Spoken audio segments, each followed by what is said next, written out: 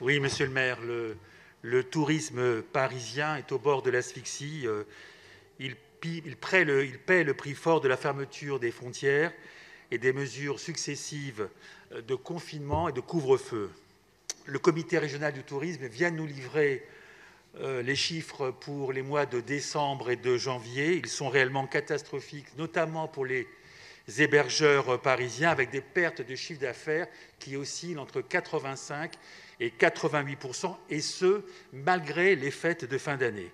Il n'y a quasiment plus de touristes étrangers à Paris. Les derniers touristes proviennent des pays voisins, l'Angleterre, la Belgique, l'Espagne ou l'Allemagne, et les récentes décisions gouvernementales refermeront un peu plus, si cela est possible, l'accès à notre ville. La seule clientèle touristique que connaît désormais Paris est française. Et le cataclysme, selon les chiffres que m'a communiqués la région Île-de-France, se chiffre actuellement à 23 milliards d'euros dans notre région. Et l'incertitude, nous le savons tous, est grande pour l'année 2021. Dans ce contexte, toutes les initiatives, notamment économiques et financières, qui visent à soutenir cette filière, vont dans le bon sens, comme cette délibération qui nous est proposée et la souscription au Fonds Avenir et Soutien Tourisme FAST et l'apport de 4 millions d'euros de la Ville de Paris à ce fonds, apport qui sera remboursé aux souscripteurs et donc à la Ville de Paris avec un petit rendement de 3,5%.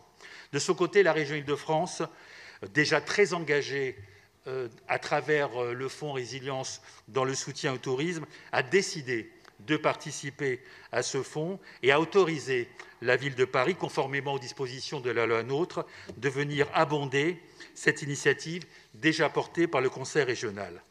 Tout l'intérêt de ce fonds comparé aux dispositifs existants, qui sont plutôt orientés vers les dettes, c'est qu'il s'intéresse aux fonds propres, puisqu'il traite de la restructuration des bilans et donne donc plus de perspectives aux entreprises.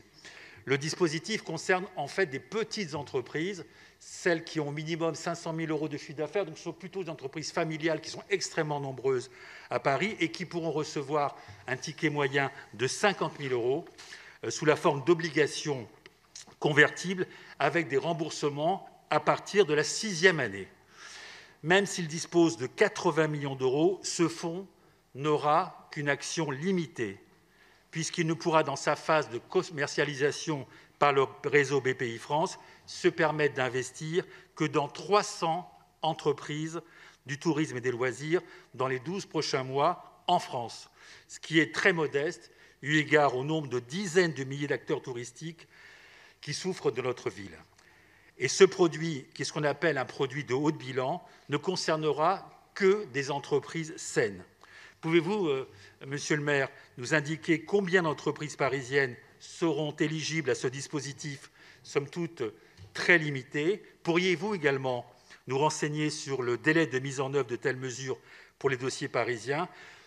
Pour conclure, je dirais que nous avons affaire à un dispositif intéressant dans son ingénierie et dans son déploiement, mais il ne constitue qu'une brique dans un plan de soutien au tourisme parisien dont on perçoit encore mal l'ambition. Je vous remercie.